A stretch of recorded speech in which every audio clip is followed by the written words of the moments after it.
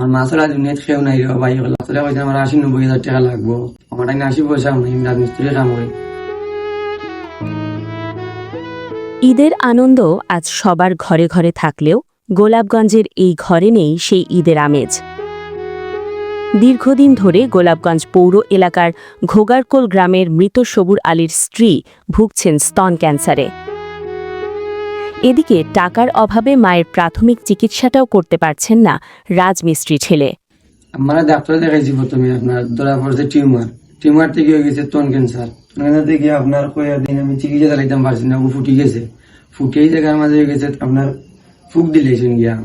তখন আমার টাকা পয়সা নেই, আমি কি লাগিতে আপনার দ্বারা পড়ে গেছি গিয়া ওখানে জায়গা ড্রেসিং করি। আর ডাক্তারের পরামর্শ আমি লইছিলাম, ডাক্তারে কইছে আমার ৮০-৯০ হাজার টাকা লাগবো।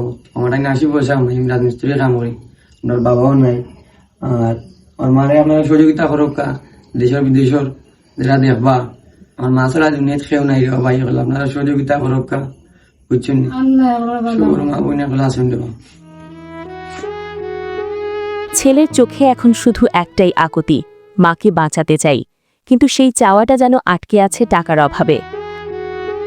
আপনার সামান্য সহায়তাই পারে একটি মায়ের জীবন বাঁচাতে ও ফিরিয়ে আনতে পারে এই ঘরে সত্যিকারের আনন্দ।